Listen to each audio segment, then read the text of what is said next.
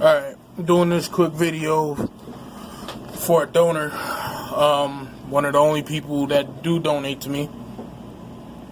I'm not going to play anything here just because I already have a strike on my account for not copyright, but for some other dumb shit, and it's, it fucks with my viewership. It just, so I'm not playing anything here. I'm just merely showing Dr. Boyce Watkins here. This is a video that I was sent, and I watched majority of it. As you can see, it's at the 18-minute mark, just about. I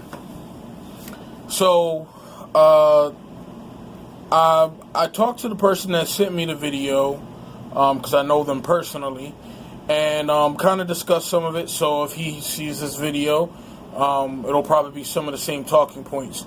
But basically, Dr. Boyce Watkins, as far as I'm concerned, is basically talking out of both sides of his ass, because he sits there and he talks like he's against Democrats and the left agenda and the liberal agenda, at the same time using that same agenda that black leftists use, crying about racism, censorship, oppression, etc., etc.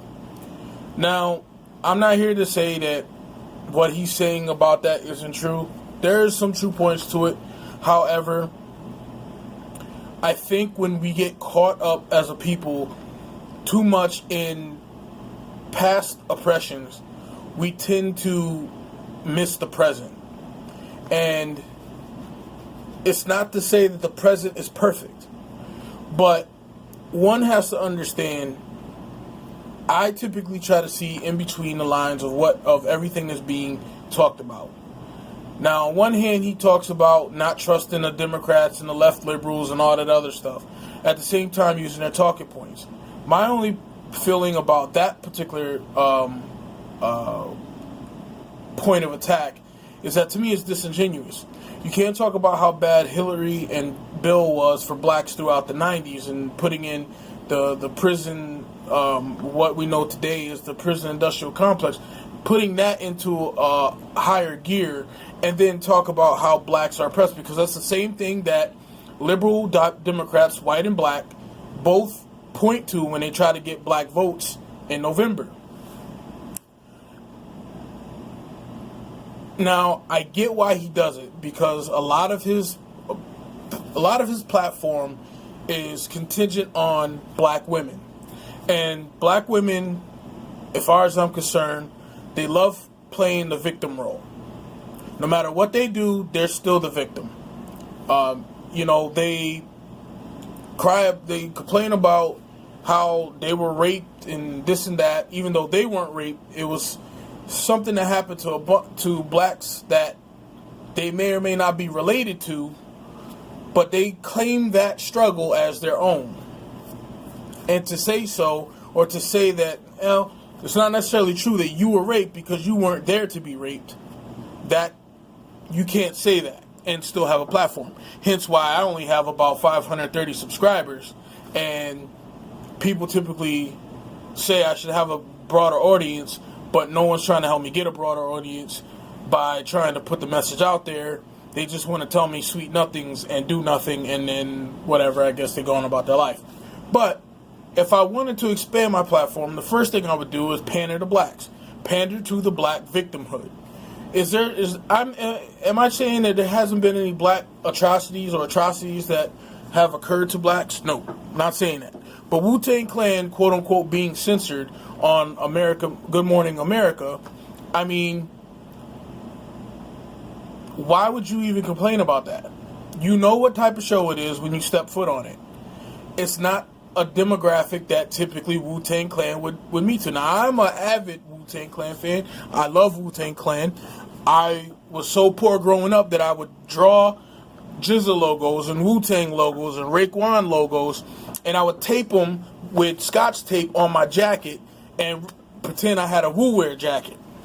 That's how big of a fan I was. But the song Protect Your Neck is already partially censored anyways. Now, I'm not going to go too far because I've been trying to find a link to it, and I saw it the other day, and now I can't find it. But I wanted to watch the video for myself to see exactly what he was talking about. But in the process of listening to what Dr. Boyce Watkins is saying, he's playing the victim card again. Now, I just have an issue with that. Because if you play the victim card on one hand, you also have to play the victim card on the other hand. So it just becomes a point of contention that your argument sometimes becomes disingenuous. All of a sudden my laptop just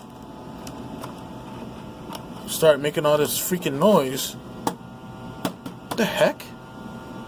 It's like the second time it's done that today. I don't know what's going on with it. Hopefully it's not too loud. Alright, I don't know what's going on with it, but I'll try to wrap this video up. To me, I don't appreciate making that argument as if Wu Tang Clan are victims here. I'm sure Wu Tang Clan knew exactly what they were stepping into. In their mind, they were trying to expand their demographic of fans. You gotta understand, the reason why Wu Tang Clan has withstood the test of time is because they managed to reach new generations of fans. They came out when I was a kid, so they had me back when I was 12 years old, 13 years old, all right? Now, there are other 12 and 13-year-olds that are coming of age, or some that already have came of age in the 2000s, and now in the 2010s, I guess. And they're trying to reach these people so they can be, as Capodanno once said, Wu-Tang forever.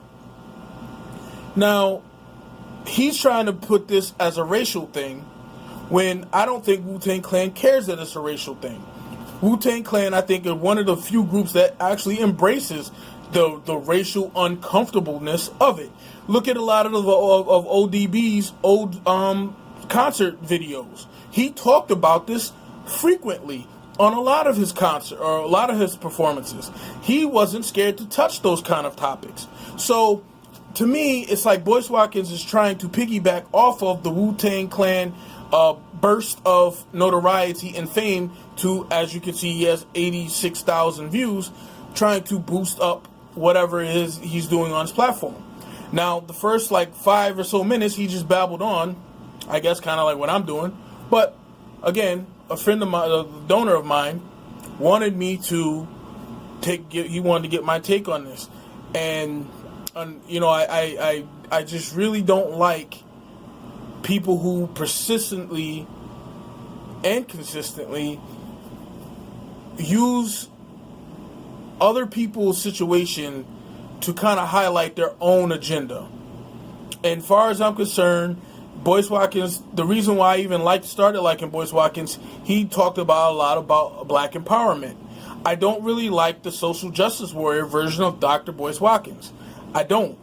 To me, it's disingenuous, and he just is trying to stoke what's already the hot coals of racial tensions that don't really need to be stoked.